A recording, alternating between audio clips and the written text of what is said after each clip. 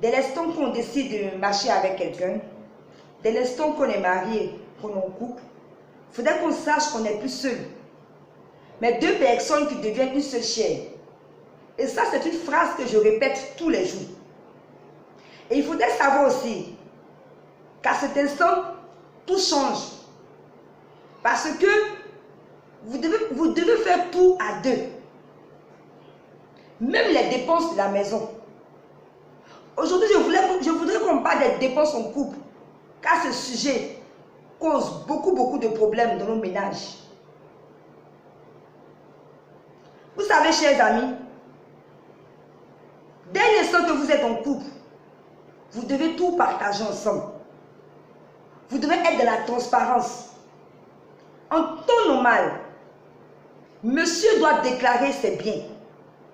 Madame doit également déclarer ses biens. Madame doit savoir le salaire de son mari.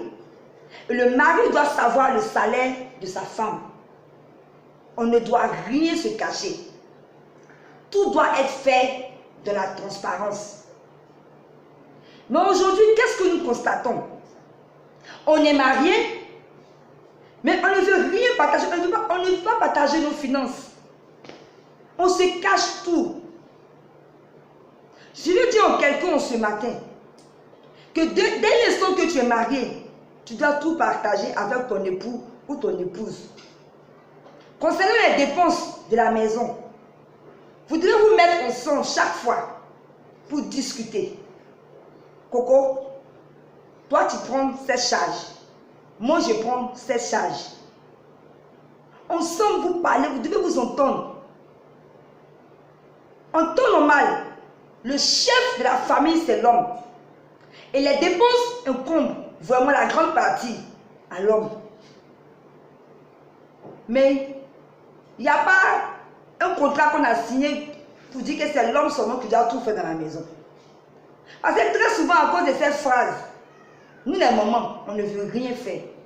Malgré que tu as les moyens, tu ne veux pas aider ton époux. Je veux interpeller une femme en ce matin. Que lorsqu'on dit on aime une personne, on doit être en mesure de partager tout avec cette personne. Et la personne que tu aimes n'est pas n'importe qui, c'est ton mari, c'est ton époux. Alors nous devons vivre dans la transparence financièrement, en couple.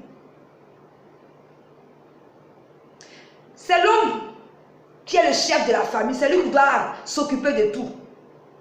S'il y a les moyens, il n'y a pas de souci, tu te dis, ah bébé, laisse, moi je fais tout dans la maison. Il n'y a pas de problème. Mais aujourd'hui, nous tous, nous vivons cette réalité. Ce n'est pas facile. Un homme ne peut pas prendre en charge toute la maison. Les temps sont devenus très durs. À tel on sait que l'homme ne peut plus trop supporter toutes ces charges. Il ne peut pas payer la maison seul. L'électricité, l'eau, la nourriture, les domestiques de la maison, les charges des enfants, les charges de la... Il y a tellement de choses. Donc, nous devons former une personne pour pouvoir surmonter toutes les charges de la maison. Ensemble, nous enseignons et nous départageons les charges. Madame doit aider son époux, l'époux doit aider sa femme. Très souvent, il y a des hommes qui s'élèvent, qui font des dépenses, des charges. Non. On ne peut pas faire une dépense de la maison sans informer sa femme. Maman, toi aussi, tu ne peux pas faire une dépense de la maison sans informer ton époux. C'est vrai, peut-être que par moment, tu peux faire des surprises. Ça, on appelle une surprise. Mais en ce qui concerne les dépenses de la maison, vous devez être deux tous les jours à prendre cette décision ensemble. Pour les dépenses des enfants, les dépenses des domestiques, en tout cas toutes les charges. Vous devez être deux à vous entendre. Très souvent, c'est nous qui compliquons la vie. La vie est simple. La vie est simple. Je ne suis plus seule. Je vis avec une nouvelle personne. Ensemble, lui et moi. Elle et moi. On fait les choses. Mais il y a trop d'égoïstes dans les foyers. Trop d'égoïstes dans les couples. Très souvent, on laisse les hommes faire tout, même pour payer une boîte d'allumettes. On attend l'homme qui quitte au travail pour venir payer la boîte d'allumettes. Le gaz est fini. On attend pour venir payer le gaz. Soit disant que le gars prend son argent pour déposer au dehors, donc toi tu ne veux plus rien faire dans la maison. Il est temps que je vous dis tous les jours qu'on redéfinisse le mariage autrement. Le mariage, c'est partager tout ensemble. L'amour, c'est ça. Vous décidez tout ensemble. Les finances ensemble. Il n'arrive que l'homme puisse faire ça que sa femme ne soit au courant. Il arrive aussi que la femme fasse ça que son mari ne soit au courant. Faites tout ensemble. Les dépenses doivent être faites ensemble dans le couple. Hein, les papas? Dès le jour que tu es marié, tu ne dois plus dépenser au dehors pour n'importe quoi. Les maîtresses, les chichis. Non, non, non, non. Tu te concentres sur ta famille. Les dépenses, c'est pour ta famille.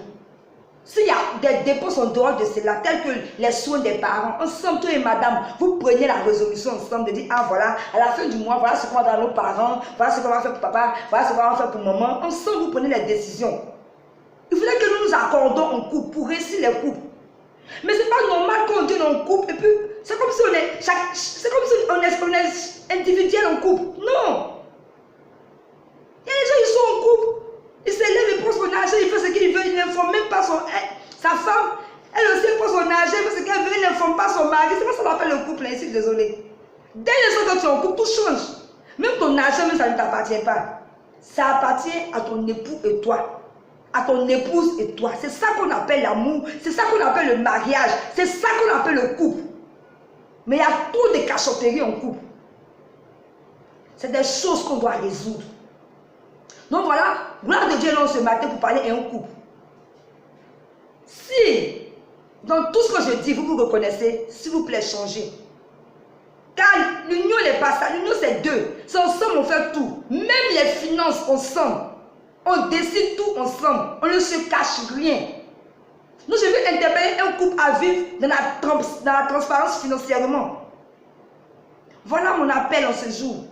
Pour qu'on ait les couples épanouis.